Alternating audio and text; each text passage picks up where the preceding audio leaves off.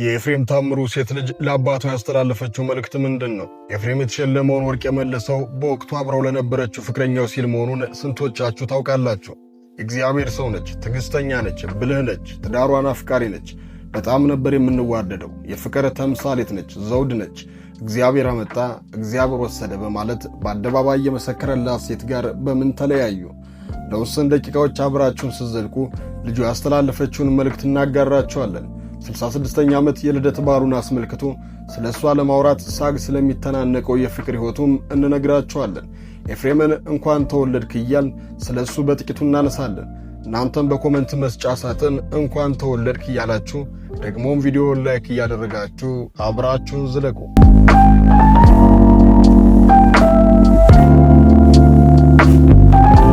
ከእናቱ አትገኝ ብዙነህ ከአባቱ ታምሩ አማረ በውቤቷ ባህር ዳር ተወለደ። አንደኛ ክፍልን ባህር ዳር፣ ሁለተኛ ክፍልን ደብረ ማርቆስ፣ ሶስተኛ ክፍልን ሲዳሞ ጠቅላይ ግዛት፣ አራተኛ ክፍልን ወሎ ጠቅላይ ግዛት፣ አምስተኛን አዲስ አበባና ደጀን ተምሯል። የ12ኛ ክፍል ተማሪ ያለ ዲምቢ ወለጋ፣ ጅማ፣ ድሬዳዋ፣ ሐረርና የመሳሰሉትን እየዞረ ተጫውቷል። ኢትዮጵያን የሚያውቃት ገና በልጅ ዕድሜው እየተዘዋወረ በማቀንቀን ነበር። ኢትዮጵያና ኤፍሬም በልጅነት ቃል ኪዳን ተጋብተዋል። ላልከዳሽ ላትክደኝ ተባብለው ሀገሩን አሳምሮ ይወዳል ይሉታል። መወደድ ደግሞ ከላይ ተችሮታል። የሀገሬው ሰው ኤፍሬምን ሲወደው በሙሉ ልብ ነው። ለምን ከተባለ የታፈነ ስሜቱን ገልጾለታል። በኤፍሬም ሙዚቃ ያልተከዘ፣ በትዝታ ከአድማስ ማዶ ያልነጎደ፣ በሳልሳ ዳንስ ያልተውረገረገ አይገኝም። በሥራዎቹ የሰው ልጅ ሊሰማው የሚችሉትን ስሜቶች ሁሉ በውብ ድምፁ ከቆንጆ ግጥምና ዜማ ጋር ከሽኖ የልባችን አድርሶታል። ቆንጆ እንደሸት በሚታፈስበት ሀገራችን አንዷን አፍቅረህ ስሜትክን ለመግለጽ ቃላቶች ቢሰወሩብህ ከኤፍሬም ታምሩ እልፍ ዘፈኖች መካከል አንዱን ትመዝና እንዲህ ትላታለህ።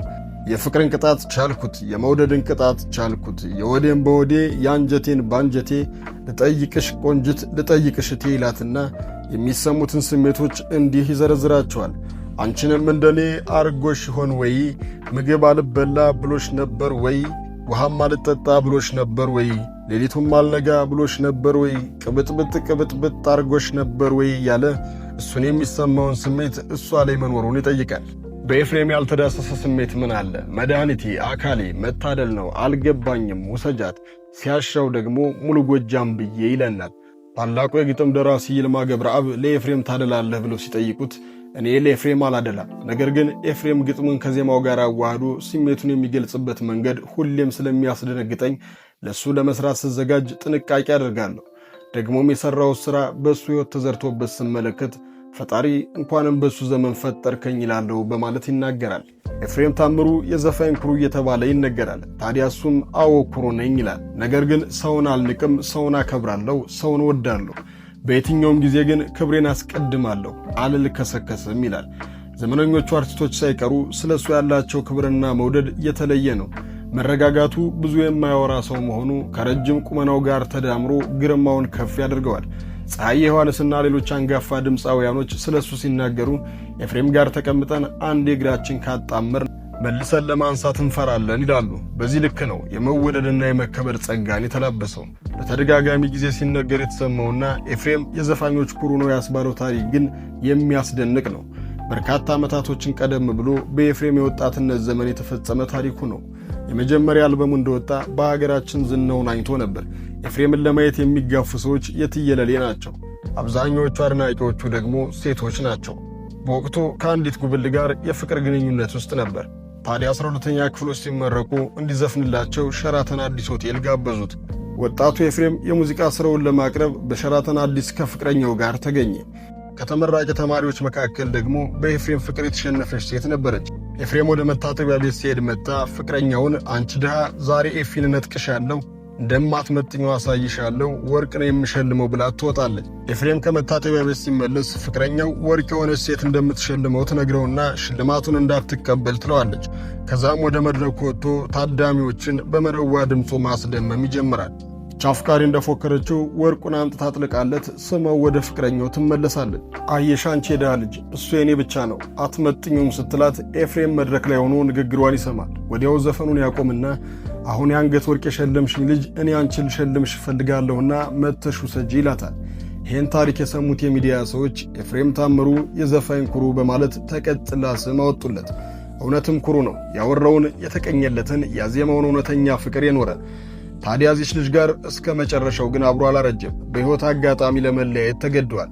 የዛሬ 9 ዓመት ገደማ ሰይፉ ፋንታሁን ጋር በነበረው ቆይታ እስኪ ስለ መጀመሪያ ፍቅረኛ ንገረኝ ሲለው ኤፍሬም ድንገት ስሜቱ ይቀየራል። ድንግጥ ደግሞም በሐዘን መዋጥ ናፍቆት ከትዝታ ጋር የልጅነት የመጀመሪያ ፍቅር ጋር ቀላቅሎ አንገቱን ስብር ደግሞ ቀና ግንባሩን ጭምድድ ደግሞም እየፈታ በትዝታ ፈረስ ረጅም ዓመትን ወደ ኋላ ተጉዞ በቀዘቀዘ ስሜት በረጅሙ ተንፍሶ እንዲህ ይገልጻታል። ከባለቤቴ ጋር ከተለያየ ቆይተናል። በጣም ጥሩ ባለቤት ነበረች። ከባለቤቴ ጋር ከተለያየን 4 ዓመት አልፎናል። ባለቤቴ በጣም ጥሩ ሰው ነበረች። ስለሷ የቱን ተናግሬ የቱን ልተወው እችላለሁ?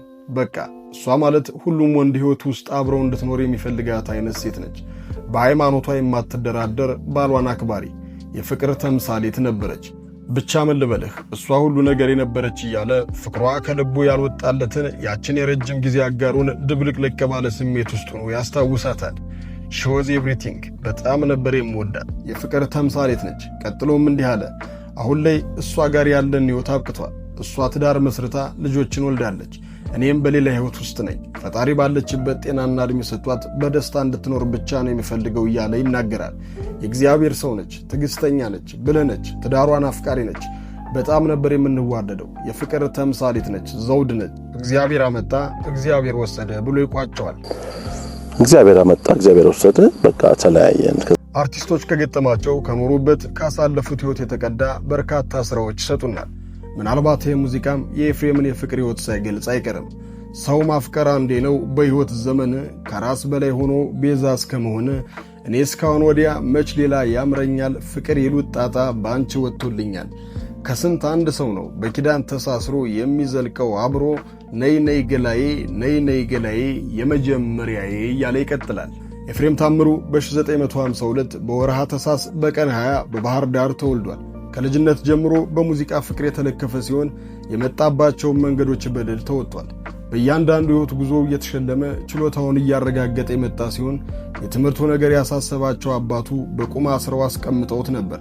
ጥበብ ልክፍት ናት እንደሚሉት ኤፍሬም ተለክፎ ነበርና በቁም መታሰሩም ሆነ ሌሎች ፈተናዎች ሳያደክሙት ከባህር ዳር አዲስ አበባ፣ ከፖሊስ ባንድ እስከ ቲያትር ቤት፣ ከምሽት መዝናኛ ቤቶች እስከ ትልልቅ ኮንሰርት መላ ኢትዮጵያን ከመዞር አውሮፓ፣ እስያ፣ ሰሜን አሜሪካ፣ ደቡብ አሜሪካንም አካሏል።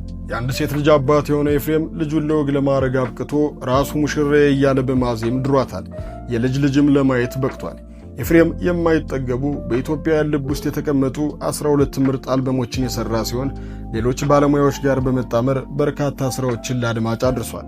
በዘመን ጅረት ውስጥ ክብርና ዝናውን ያለምንም መንሸራተት ያስቀጠለ፣ ቀደምቶቹም ዘመነኞቹም አሁን ያሉትም ወደፊት የሚመጡትም በተመሳሳይ ስሜት የሚወዱት ሰው የሚሸቱ የሰውን የውስጥ ስሜት ኮርኩሮ የሚወጡ ሥራዎችን የሰጠን ኤፍሬም 66ኛ ዓመቱን ትናንት አክብሯል። ልጁም እንኳን ተወለድክልኝ በማለት ለሱ ያላትን ፍቅርና አክብሮት ደግሞም ኩራት ገልጻለች።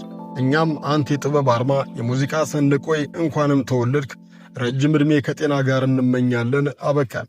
እናንተ ውድ ቤተሰቦቻችን በኤፍሬም በየትኛው የተለየ ትዝታላችሁ ወይም የትኛውን ሥራውን አጥብቃችሁ ትወድታላችሁ? ሐሳባችሁን በኮመንት ቪዲዮውን ላይክ፣ ቻናሉን ሰብስክራይብ በማድረግ ቤተሰብ ይሁኑ።